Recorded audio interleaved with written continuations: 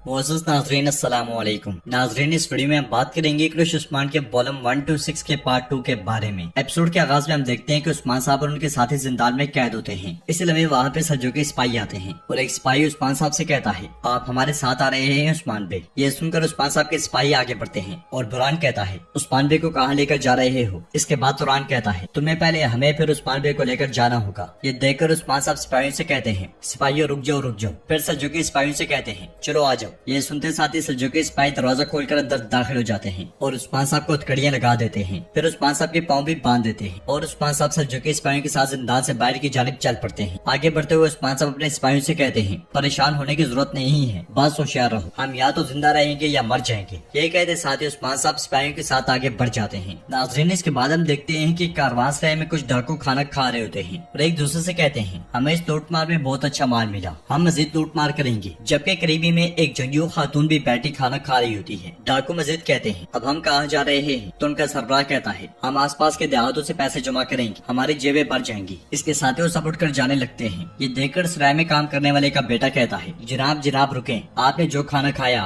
उसकी रकम अदा करनी होगी। ये सुनकर डाकू हंसने लगते हैं और एक कहता है, क्या ये हमसे बात कर रहा है? जबकि उस बच्चे के वालिद एक तरफ खड़े बहुत परेशान होते हैं और डाकू कहता है, क्या तुम खुश नहीं हो कि हमने तुम्हारी जान बख्श दी? दूर हो जाओ। ये कहते साथ ही वो बच्चे को धक्का देकर पीछे धकेल देता है। जबकि वो जंगजू खातून बड़े गौर से ये सारा मंजर देख रही होती है और बच्चा उठते हुए कहता है, अगर आप रकम अदा नहीं करते तो फिर दोबारा यहाँ मत आना, हम बगैर रकम की खिदमत नहीं करते। इस पर डाकू कहता है, मैं आऊँ या ना आऊँ, तुम इसका हिसाब नहीं ले सकते। फिर दूसरा डाकू आगे बढ़ते हुए कहता है, तुम कुछ ज्यादा ही बोल रहे हो, इसको चुप कराते हैं। ये कहते साथ ही वो तलवार बेनियाम कर लेते हैं। इस पर सराय का मालिक आगे बढ़ते हुए कहता है, मेरे बेटे को छोड़ दो, यहाँ से चले जाओ। मगर एक डाकू से भी पीछे धकेल देता है। फिर उनमें से एक डाकू जैसे ही बच्चे को पकड़कर मारने लगता है तो पीछे मौजूद जंगजू खातून उस पर खाना उंडेल देती है और कहती है, इसे छोड़ दो। खातून को देखकर वो सब हंसने लगते हैं और एक डाकू खातून पर हमला करने की कोशिश करता है, मगर वो खातून बड़ी फुर्ती के साथ पलटती है और अपने आप को बचाने के बाद उस डाकू को मौत के घाट उतार देती है। उस खातून के सिपाही भी डाकू पर टूट पड़ते हैं। जंगजू खातून की लड़ाई की महारत काबिले दीद होती है और वो सिर्फ एक चाकू से इतनी फुर्ती के साथ लड़ती है कि जो भी उसके सामने आता है जहन्नुम वासिल हो जाता है। देखते ही देखते 12 खातून भी उस सराय में दाखिल होती है और ये मंजर देखकर वो भी डाकू पर टूट पड़ती है। कुछ देर की लड़ाई के बाद ही तमाम डाकू जहन्नुम वासिल हो जाते हैं और बाला खातून का उस खातून से आमना सामना होता है। बाला खातून कहती है, गजन खान के कमांडर आप सिगल बानो है, जो आपने सिगन बानो कहती है, शेख दिबाली की बेटी उस्मान बे की खातून बाला खातून। आपके बाबा शेख दिबाली ने आपके बारे में बात की, उन्होंने आपके लिए सलाम भेजा है। जो आपन बाला खातून वालेकुम सलाम कहती है। फिर कहती है, क्या ये जानते थे कि आप कौन है? जो आपने सिगन बानो कहती है, आमतौर पर परियों की कहानियों में मर्द सराय वाले की बेटी को बचाते हैं, मगर आज मैंने सराय वाले के बेटे को बचा लिया। फिर अपने सिपाही से कहती है, इतना आराम काफी है, हम यहाँ एक मसला हल करने के लिए आए हैं, हम जा सकते हैं। ये सुनकर बाला खातून अपने साथ मौजूद खातून से कहती है, चलो बाजू,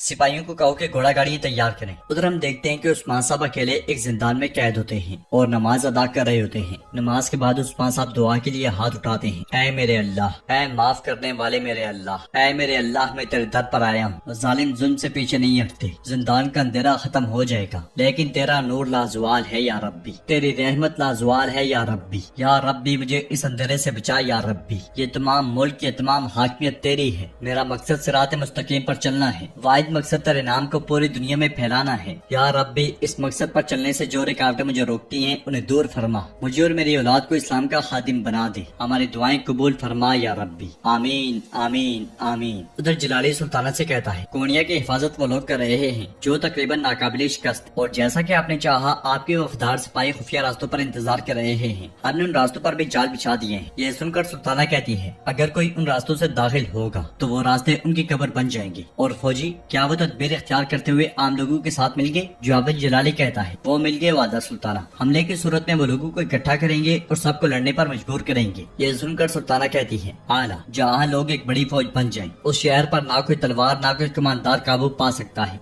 फिर जलाली पूछता है, आप ये तदबीर क्यों इख्तियार कर रही हैं वालदा सुल्ताना? जवाबन सुल्ताना कहती है, तदबीर हमेशा जरूरी होती है जलाली, मसूद और उस्मान दोनों मारे जाएंगे, मैं अपनी ताकत सारे जहान को दिखाऊंगी। अगर कोई उनको बचाने के लिए हमला करने की कोशिश करेगा तो उनकी हिम्मत नहीं होगी जब तक मसूद मर ना जाए। तुम हमेशा सुल्तान के साथ रहोगे। महल में सुल्तान और कोनिया के सरबराह को हटाने वाले मौजूद होंगे, तुम उन्हें उन्हीं के खून में गर्क करोगे। अब चलो और कल फांसी से पहले मेरे सुल्तान बेटे से मिलो। ये सुनकर जलाली कहता है, लेकिन सुल्तान अलाउद्दीन अपने कमरे کمرے میں نہیں ہے؟ اس پر سلطانہ حیرانگی سے پوچھتی ہے تو پھر کہاں ہے؟ ادھر ہم دیکھتے ہیں کہ ایک نقاب شخص عثمان صاحب کے زندان کے قریب پہنچتا ہے اور جب وہ شخص اپنا چہرہ عیاں کرتا ہے تو وہ کوئی اور نہیں بلکہ سلطان علاؤالدین ہوتے ہیں۔ انہیں دیکھ کر عثمان صاحب پوچھتے ہیں سلطان حضرت یہ کیا ہے؟ کیا آپ اپنے خادم عثمان کو زندان میں ملنا چاہتے ہیں؟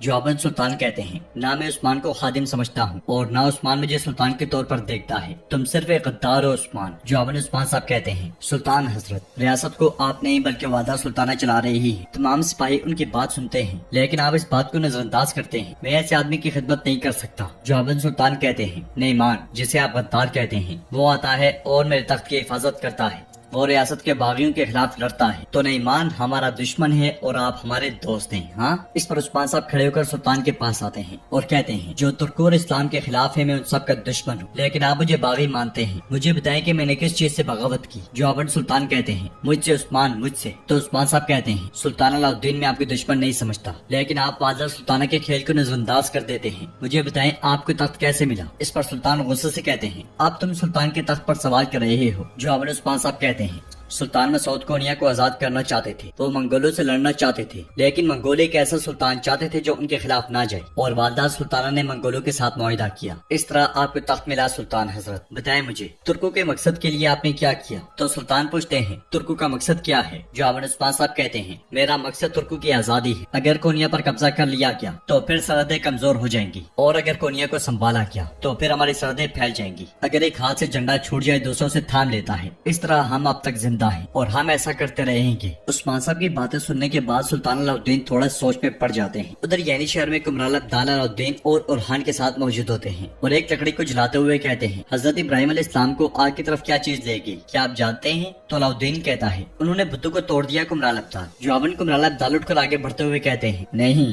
انہوں نے نمرود کے سامنے سر نہیں جھکایا۔ یہ کہتے ساتھ ہی کمرال عبدال بیٹھ جاتے ہیں اور مزید کہتے ہیں نمرود خود کو اپنے لوگوں کا خدا سمجھتا تھا، حضرت ابراہیم علیہ السلام کو بتوں کو توڑنے کے جرم میں جب اس کے سامنے پیش کیا گیا تو وہ چاہتا تھا کہ وہ پہلے سجدہ کرے۔ حضرت ابراہیم علیہ السلام نے نمرود سے کہا جس نے تمہیں اور مجھے اور اس سارے جہان کو پیدا کیا اس رب کے علاوہ میں کسی کے سامنے سجدہ نہیں کرتا، اور اسے دکھایا کہ وہ کہاں پہ کھڑا ہے، شاید وہ انہیں معاف کر دیتا بتوں کو توڑنے پر، لیکن سب سے بڑا بت نمرود کا نفس تھا۔ حضرت ابراہیم علیہ السلام نے نمرود کے نفس پر بہت سخت وار کیا، نمرود کو بہت غصہ آیا، وہ غصے میں تھا، پھر کھڑے ہوتے ہوئے کہتے ہیں اپنے لوگوں کے سامنے اس کا نفس زخمی تھا، وہ چاہتا تھا کہ اس کے سپاہی آگ لگائیں، اتنی زبردست آگ کہ جسے پہلے کبھی نہ دیکھا گیا ہو۔ حضرت ابراہیم علیہ السلام کو جلانے والی آگ، ایک زبردست آگ۔ یہ کہتے ساتھ ہی کمرال عبدال آگ میں کچھ پھینکتے ہیں تو وہ بڑک اٹھتی ہے۔ کمرال عبدال مزید کہتے ہیں اگر حضرت ابراہیم علیہ السلام حق سے پیٹ پھیر کر نمرود کے سامنے جھک جاتے تو وہ آگ وہاں نہیں ہوتی۔ پھر بیٹھتے ہوئے کہتے ہیں لیکن آپ کیسے پیٹ پھیر سکتے تھے؟ ہاں، نمرود جیسے لوگوں کے لیے کیا آپ حق سے منہ موڑ سکتے ہیں؟ تو اورحان کہتا ہے آپ بالکل نہیں موڑ سکتے۔ پھر علاؤالدین کہتا ہے آپ نہیں موڑ سکتے۔ یہ سن کر کمرال عبدال کہتے ہیں ابراہیم علیہ السلام نے تمام بتوں کو توڑ دیا، ابراہیم علیہ السلام نے غروب ہونے والے سورج کی عبادت نہیں کی، ازلی عبد خدا کے علاوہ وہ کسی چیز کو رب نہیں مانتے تھے، اور وہ اس آگ کی طرف بغیر کسی خوف کے چلے گئے۔ یہ کہتے ساتھ ہی کمرال عبدال پھر سے آگ کی جانب بڑھتے ہیں اور کہتے ہیں کیا تمہیں پتا ہے کیوں؟ کیونکہ وہ جانتے تھے کہ آگ ان کو نہیں جلا سکتی۔ یہ کہتے ساتھ ہی کمرال عبدال آگ پر کچھ پھینکتے تو وہ بجھ جاتی ہے، اور وہ بیٹھتے ہوئے مزید کہتے ہیں ابراہیم علیہ السلام ہونے کا یہی مطلب ہے، نمرود کی آگ ظلم ہے اور ابراہیم وہ انصاف ہے جسے آگ نہیں جلا سکتی۔ انصاف سونا ہے،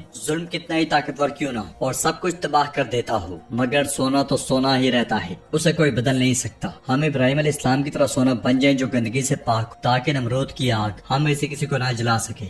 تو ناظرین اس کے ساتھ ہی والوم 1 to 6 کا پارٹ 2 بھی کمپلیٹ ہوتا ہے۔ امید کرتے ہیں کہ آپ کو یہ پارٹ پسند آیا ہوگا۔ اگر آپ کو یہ ویڈیو پسند آئی ہے تو اس ویڈیو کو لائک کریں، چینل کو